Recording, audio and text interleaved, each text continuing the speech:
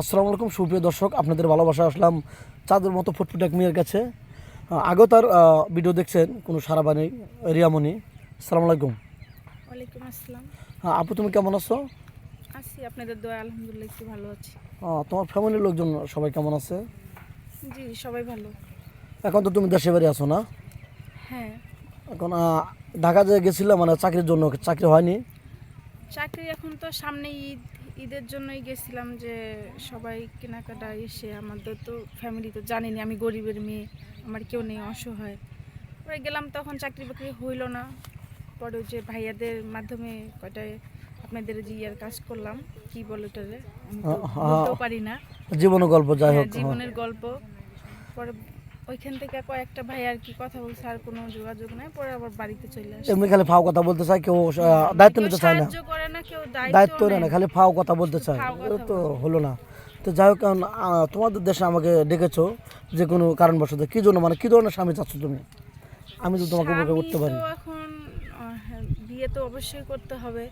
স্বামী সে যেমনই হোক না কেন, তার একটা ভালো মন থাকতে হবে। আর আমি আল্লাহর কাছে একটা কথাই বলি, যার সাথে আমার বিয়ে হোক, আমি জানি সারা জীবন তার সাথে কাটাই দিতে পারি, মোটা ডাল ভাত খায়া, সে যেন আমার সুখে রাখে, এতটুকু।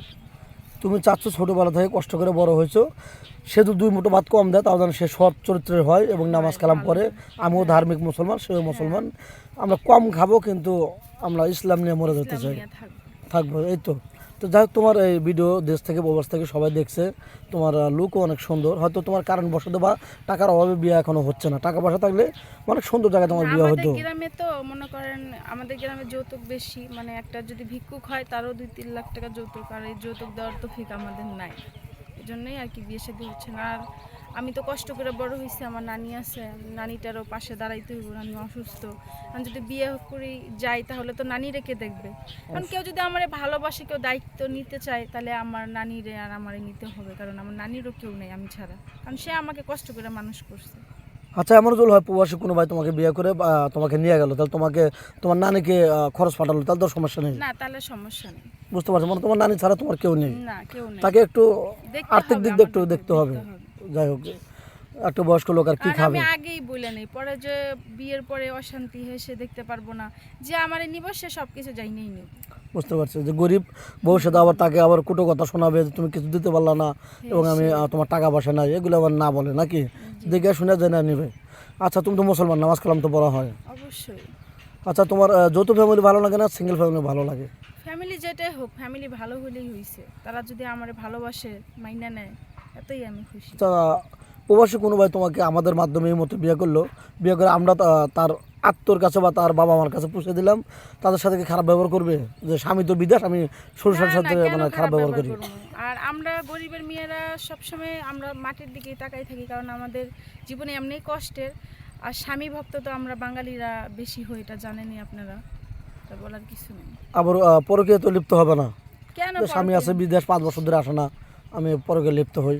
স্বামী যদি আমাদের সব দিয়ে রাখে, স্বামী যদি আমার সব কিছু চাহিদা পূর্ণ করে, তাহলে আমার বাইরে তাকানোর কোনো দরকার পড়ে না। তুমি কি পাক শাক করতে পারো? সবই পাক শাক জানো মোটামুটি? সব পারি, মানে স্বামীকে পাক শাক করে খাওয়াতে পারবো এরকম পারি, শিখছো, অ্যাবিলিটি আছে নাকি? তো যাই হোক, তোমার ভিডিও পাবলিক হচ্ছে, দেশ প্রবাস থেকে দেখছে, তোমাকে কিভাবে পাবে? তোমার ফোন নাম্বারটা স্ক্রিনে দিয়ে দাও।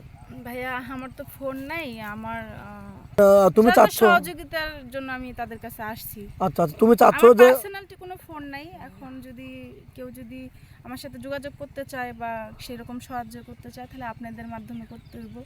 আর যদি কেউ ফোন কিনে দিতে চায়, সেটাও আপনাদের মাধ্যমে কিনে দিতে হবে। আচ্ছা, মাঝখানে একটু মিস্টেক হয়েছে, তোমার বয়সটা মানে কত বলছিলা? 20 প্লাস? হ্যাঁ, আমার বয়স 20।